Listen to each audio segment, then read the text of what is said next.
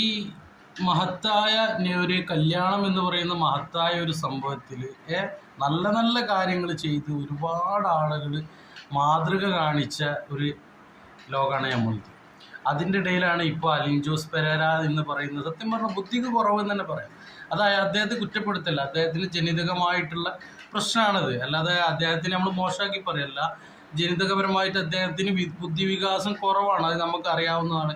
ഓരോ വിഷയത്തിൽ നമുക്കത് അറിയാവുന്ന അദ്ദേഹത്തിന് വിദ്യാഭ്യാസപരമായിട്ടും എന്താ പറയുക പക്വതക്കുറവും കാര്യങ്ങൾ. ഇങ്ങനത്തെ ആളുകളെ കൊണ്ടുവന്നിട്ട് മഹത്തായ കല്യാണത്തിൻ്റെ എന്താ പറയുക ഈ വേദിയിൽ കൊടുന്നിട്ട് ഒരാളെ കോമാളിത്തരം കാണിക്കാനും കാണാനും ഇതിനൊക്കെ ചെയ്യുന്ന ഈ ബോധം ഉണ്ട് എന്ന് ധരിച്ചിരിക്കുന്ന ആൾക്കാരെ പറ്റിയിട്ടാണ് ഞാൻ പറഞ്ഞത്.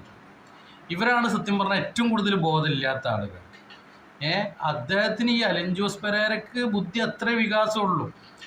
അത്ര പോലും ബുദ്ധി വികാസം ഇല്ല എന്ന് തെളിയിക്കുന്ന കുറേ ആളുകളാണ് നമ്മൾ നാട്ടിലിപ്പോൾ ഉള്ളത്. വെറുതെ കെട്ടി ഒരുങ്ങി ഒട്ടകപ്പുറത്തും കുതിരപ്പുറത്തും വണ്ടിൻ്റെ മുകളിലൊക്കെ കയറ്റിയിട്ട് ഒരു കാര്യമില്ലാതെ കൊണ്ടുവന്നിട്ട് വെറുതെ നാട്ടുകാരെ കാണിക്കാൻ വേണ്ടിയിട്ട് റീൽസ് ഇടാനും ഇതിനൊക്കെ വേണ്ടിയിട്ട് ചെയ്യുന്ന കോമാളിത്തരങ്ങൾ. ഇതിനെ പറ്റിയിട്ട് നിങ്ങളുടെ അഭിപ്രായം എന്താ?